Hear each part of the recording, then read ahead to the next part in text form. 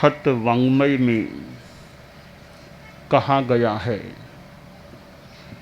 अपनट्ठा परट्ठा वा कोहा वा जइवा भया हिंस गमन मुसंग बूया नोवि अन्नंग वया वै। हमारी आत्मा के लिए एक महत्वपूर्ण तत्व है ईमानदारी, नैतिकता। Honesty is the best policy, एक सुंदर अंग्रेजी भाषा का सूक्त है। इस सूक्त को याद करना भी अच्छा है। विद्यार्थियों को ऐसे सूक्त पढ़ने को मिलते हैं, सुनने को मिलते हैं, उनमें कुछ संस्कार निर्माण हो सकता है। आदमी के लिए जैसे पैसा एक संपत्ति होती है गृहस्थ जीवन में,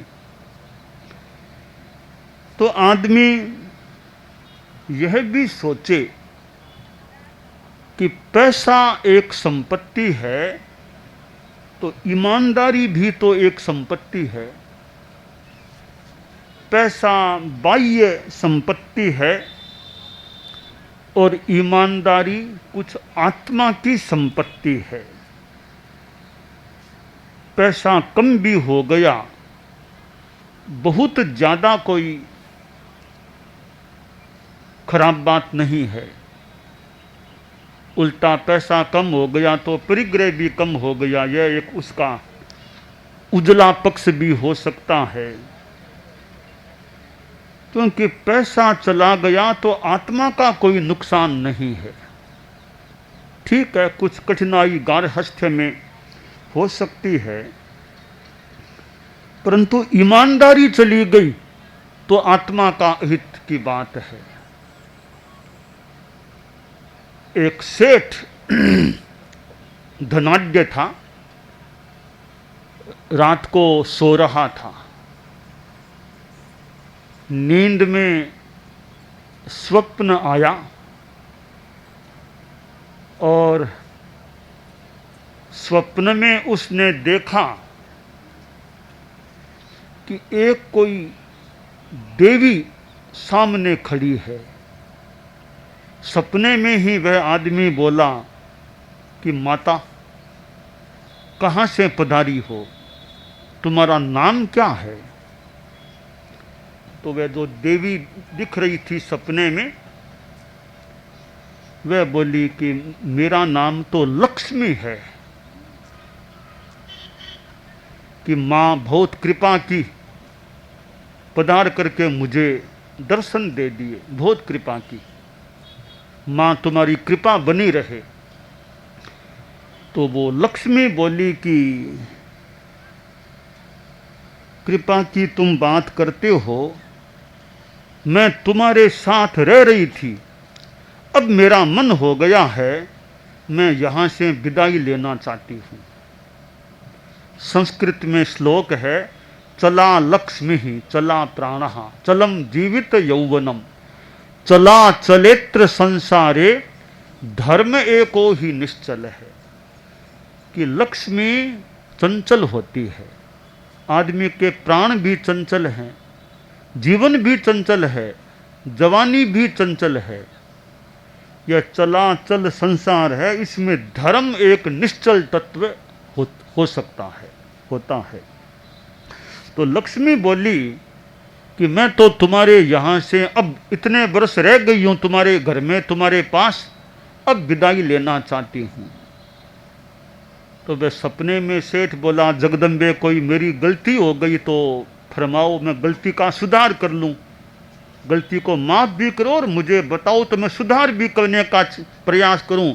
जगदम्बे तुम तो यहाँ रहो, कृपा रखो। तो लक्ष्मी बोली मेरा मन हो गया अब जाने का। तो सेठ ने भी बड़े साहस के साथ कहा कि माँ ठीक है, जैसे तुम्हारी व्यवस्था हो आपको पधारना ही है तो भले पधारो, पर कभी कभी कृपा रूप में याद करते रहना। बाकी पधारो, जैसे आपकी व्यवस्था हो उस हिसाब से भले पधारो आप, कोई बात नहीं, कृपा बनी रहे मेरे पर। थोड़ी देर बाद नींद खुल गई, सपना वह खत्म हो गया। रात बीती, दिन बीता, फिर अगली रात सो गया, फिर सपना आया। एक पुरुष सपने में बहुत दिव्य पुरुष दिखाई दिया। पूछा, महाशय आपका परिचय क्या है?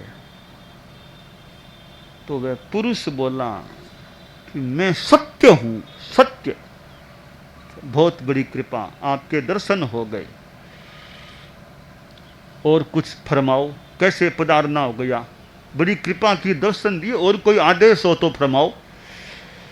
मैं सत्य पुरुष जो सपने में दिखा बोला कि अब मैं यहां से तुम्हारे पास था, अब विदाई लेना चाहता हूं। तब वह सेठ बड़ा ईमानदार था, सेठ बड़ा ईमानदार था। देखिए, व्यापार धंधा उद्योग तो मान लो गारहस्थ्य में चलते हैं, ईमानदारी अगर है पैसे के अर्जन में, वो खास बात होती है। आचार्य महाप्रज्ञ जी ने दो शब्दों का एक बार संभवतः प्रवचन में प्रयोग किया था, अर्थ, अर्थाभास। दोनों में अंतर गुरुदेव ने बताया। यानी न्यायोपार्जितम धनम अर्थ है, अन्यायोपार्जितम धनम अर्थाभास है। न्याय से, नीति से अर्जित किया गया पैसा तो अर्थ है, अन्याय अनीति से कमाया गया पैसा अर्थाभास है। तो आप लोग जो गृहस्थ हैं, सर्विस के द्वारा, व्यापार के द्वारा, अपने अपने तरीके से, धंधे से मान लो अर्थ का अर्जन करते हैं। और अर्थ का अर्जन करना कोई गृहस्थ जीवन में बुरी बात नहीं होती है, वो जरूरी, आवश्यक भी हो सकता है। परंतु बुरी बात वह हो सकती है जब अर्थ के साथ अनैतिकता जुड़ जाती है, अर्थ के साथ अशुद्धता जुड़ जाती है। आप लोग ये जो शब्द हैं, एक नंबर पैसा, दो नंबर पैसा, कच्चा पक्का, ये चीजें होती है, तो मेरा चिंतन यह है कि जहां तक हो सके या कच्चा, दो नंबर, इनसे बचने का प्रयास करना चाहिए। अशुद्ध, वो अशुद्ध पैसा है तो घर में अशुद्ध पैसा क्यों आए? शुद्ध पैसा तो मान ले आदमी गृहस्थ है, चाहिए। अशुद्ध पैसा ने, अब फिर धार्मिक संस्थाएं हो वहां तो और भी ज्यादा। व्यक्तिगत जीवन में मान ले धार्मिक संस्था का जहां मामला हो, वहां तो यह चंदा, अनुदान आदि आते हैं कि दो नंबर पैसा नहीं चाहिए। धार्मिक संस्था, यह धर्म की संस्था है तो धर्म के साथ अशुद्धि नहीं आए। कि धार्मिक संस्था में दो नंबर का पैसा नहीं, कच्चा नहीं, सब शुद्ध, अशुद्धता नहीं रहनी चाहिए। क्योंकि धर्म जहां जुड़ा, धर्म तो शिक्षा देता है नैतिकता की, ईमानदारी की, वहां भी पैसा अशुद्ध आ रहा है, थोड़ी एक सोचने की बात हो सकती है। तो व्यक्तिगत जीवन में भी अशुद्ध पैसे से बचने का प्रयास हो, धार्मिक संस्था में अनुदान, चंदा, ये चीजें हो, वहां तो ये दो नंबर का पैसा, कच्चा पैसा, इन चीजों से जहां तक संभव हो सके बचने का लक्ष्य रहना चाहिए। तो वह सेठ सपने में था, वो पुरुष ने कहा, मेरा नाम सत्य पुरुष है और मैं यहां से आपके पास रहा, अब विदाई लेना चाहता हूं। तो सेठ सत्य पुरुष के पैर पकड़ लिए कि आपको तो नहीं जाने दूंगा। कल मां आई थी लक्ष्मी, उसने कहा मैं जा रही हूं, तो उसको तो फिर भी मैंने कह दिया जैसे आपकी इच्छा, जैसे व्यवस्था देख लो, कृपा रखना, पर आपको तो नहीं जाने दूंगा, मैं मेरे पास ही रखूंगा। पैर पकड़ के, काठा पकड़ के ले लिया, पकड़ लिया मैंने, अब जाने नहीं दूंगा, और मैं आडा सो जाऊंगा, मेरे ऊपर से कैसे जाओगे आप, सत्य को नहीं जाने दूंगा। सत्य ने कहा इतने बरस रह गया तुम्हारे साथ, अब जाने दोगे? नहीं बाबा, नहीं जाने दूंगा। मेरे पास तो यही तो खास संपत्ति है जिंदगी की। पैसा तो मैं गौण संपत्ति मानता हूं, मूल तो संपत्ति आप ही हो मेरी, आपको नहीं जाने दूंगा मैं। आप वादा करो कि आप नहीं जाओगे यहां से। तो सत्य ने कहा ठीक है, मैं तुम्हारे पास रहूंगा, अभी नहीं जाऊंगा। सपना टूट गया। तीसरे रोज फिर वो नींद आई, सपना आ गया। तीसरी रात में फिर वो लक्ष्मी आई। आदमी वो सेठ बोला जगदम्बे बड़ी कृपा की, आपने कहा था ना कि जा रही हूं तो आप विराज गई क्या? यहाँ बहुत कृपा की, यहीं विराज गई क्या? तो कहा मैं जाने वाली तो थी, मैंने निर्णय भी किया था जाऊंगी, पर मुझे पता चला कि सत्य पुरुष को तुमने रोक लिया है। तो मैंने सोचा सत्य पुरुष को रोक लिया, फिर मैं भी यहीं रह जाऊं, मैं भी क्यों जाऊं फिर। तो बहुत बड़ी कृपा की। कहा भैया जहां सत्य है वहां मेरी भी इच्छा हो गई, मैं भी यहीं रह जाऊं, तुम्हारे पास ही रह जाऊं। तो लक्ष्मी भी, सत्य भी रह गया, लक्ष्मी भी रह गई। वो सेठ बोला कि जगदम्बे आसातना नहीं हो, आपकी कृपा है, मैं आपसे भी ज्यादा महत्व सत्य पुरुष को देता हूं। आप तो कभी जाओ तो फिर भी आपकी इच्छा है, ज्यादा मैं आग्रह नहीं करूंगा रुकने के लिए, रोकने का आग्रह नहीं करूंगा, पर सत्य पुरुष को तो मैं आग्रह के साथ रखूंगा, यह मेरा संकल्प है। लक्ष्मी बोली कि सत्य है तो फिर मैं तो अपने आप ही आ जाऊंगी, रह जाऊंगी, कोई ज्यादा श्रम की जरूरत ही नहीं है। तो जिंदगी में सत्य और लक्ष्मी दोनों में चुनाव करना हो तो आप लोग गृहस्थ हैं, सोचें किसका चुनाव करेंगे आप। अपनी अपनी इच्छा है कि दोनों में एक ही चुनना है, या सत्य आइदर ट्रुथ ओ ये लक्ष्मी, एक ही चुनना है। तो कोई आदमी सोचे भी कि सत्य में क्या, पर अब तो पैसा चाहिए, लक्ष्मी को चुनो, एक ये भी सोच सकता है। दूसरा सोचे नहीं साहब जो होगा सो होगा, सत्य को रखेंगे, तो वो बहुत ऊंची बात है। तो जिंदगी में कभी मौका आए आदमी थोड़ा पैसे को गौण कर दे, पर ईमानदारी को रखने का प्रयास करे। यह एक जीवन की नहीं, हमारी आत्मा के लिए बड़ी संपत्ति है। देखिए पैसा तो इस जीवन तक है, आगे साथ में चलेगा नहीं। पैसा साथ में जाएगा नहीं। जिंदगी में बहुत कमाए हीरे मोती, जिंदगी में बहुत कमाए हीरे मोती, पर क्या कहूं ए मित्र कफन में जेब नहीं होती। क्या कहूं ए मित्र कफन में जेब नहीं होती। तो हीरे मोती जेब तो है नहीं, कहाँ साथ में जाएंगे। जेब कोई कर दे तो भी साथ नहीं जाएंगे, हीरे आगे साथ नहीं जाएंगे। तो पैसा साथ नहीं जाएगा, धन साथ नहीं जाता, धर्म का प्रभाव आगे भी साथ में जा सकता है।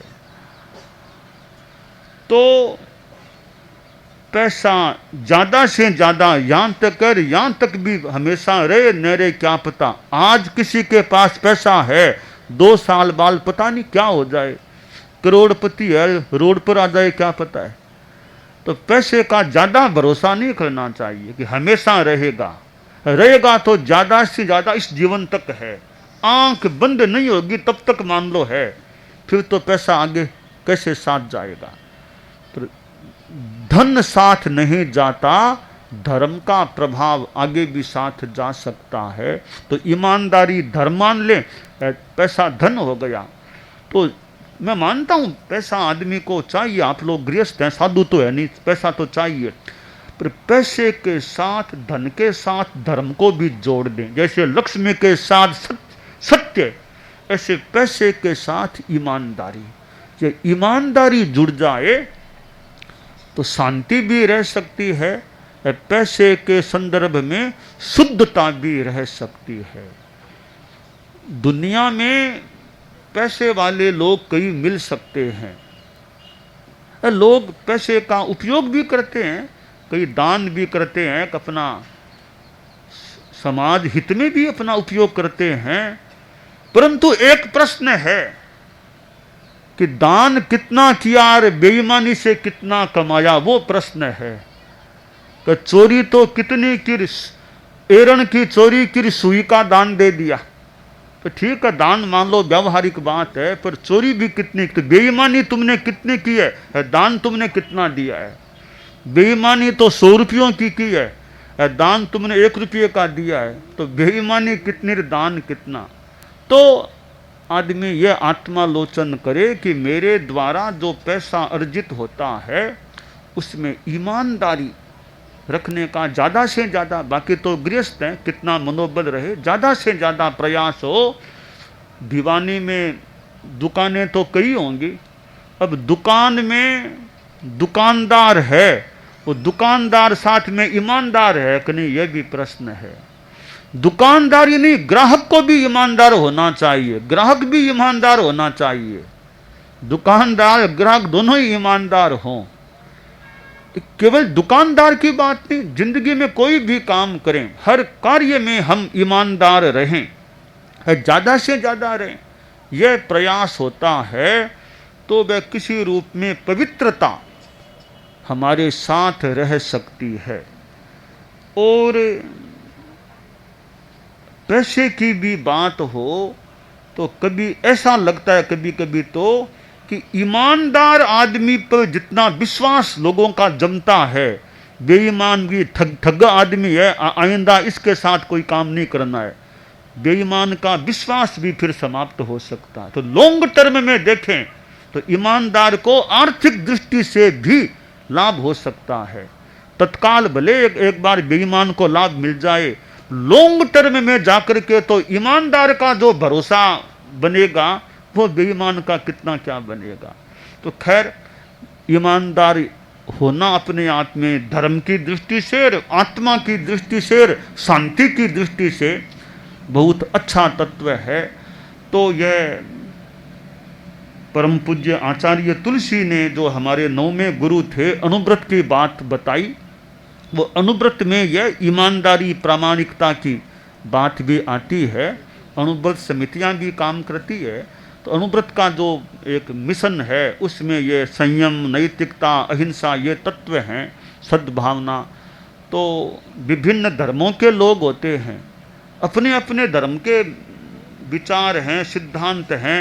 हम धर्मों को भी देखें, अहिंसा को कौन धर्म बढ़िया नहीं मानता, सच्चाई को कौन धर्म बढ़िया नहीं मानता। तो ये धर्मों के जो सार हैं, अहिंसा, सच्चाई, ये बातें अनुव्रत में भी आ जाती है। तो ये अच्छी बातें हैं, वे जीवन में आएं और जाति, संप्रदाय, धर्म आदि के आधार पर हिंसा को मौका न मिले, सब भाई सौहार्द के साथ रहे। एक शहर में अनेक धर्मों को मानने वाले लोग मिल सकते हैं, बाजार में मुसलमान भी मिल जाता है, हिंदू भी मिलता है, सिख भी मिलता है, ईसाई कई मिल जाते हैं। तो बाजार में जैसे मिलते हैं, मिलते ही होंगे दुकानों में, बाजार में, तो वहाँ किस बात का झगड़ा है? वहाँ तो सामान खरीदने गए हैं या सामान बेचने गए हैं, हिंदू भी खरीदता है, मुसलमान भी खरीदता है, और भी खरीदते हैं, तो वहाँ साथ में मिलते हैं। तो और जहाँ धर्म की बात आए, आस्था अपनी अपनी हो सकती है, लड़ाई झगड़ा फालतू किस चीज़ का, सब भाईचारा, प्रेम, सौहार्द से रहे, सब इंसान हैं। इंसान पहले, इंसान फिर हिंदू या मुसलमान, हिंदू मुसलमान सिख सब बाद में, हम पहले इंसान हैं। इंसानियत रखें, भाईचारा, मैत्री, सौहार्द रखें, प्रेम से रहें, अहिंसा से रहें, हिंसा, हत्या, इन चीज़ों से हम बचने का प्रयास रखें।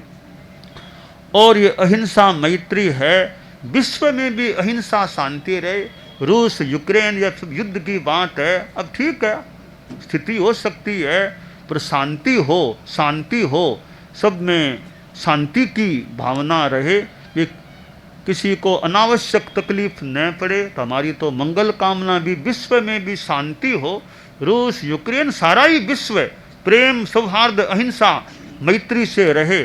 कोई समस्या हो तो जहाँ तक हो सके शांति वार्ता और समझौता वार्ता से सच जाए तो बढ़िया है, बाकी युद्ध हो तो अंतिम हथियार होते हैं। जहाँ तक हो तो अपने भाईचारे से अच्छी तरह बात करके समस्या समाहित कर ली जाए, और हिंसा न हो, राग द्वेष फालतू न बढ़े, तो अच्छी बात होती है। तो ये हमारे मानव जीवन के लिए अहिंसा, सद्भावना, नैतिकता, फिर यह नशा मुक्ति। लोग नशे की गिरफ्त में भी चले जाते हैं।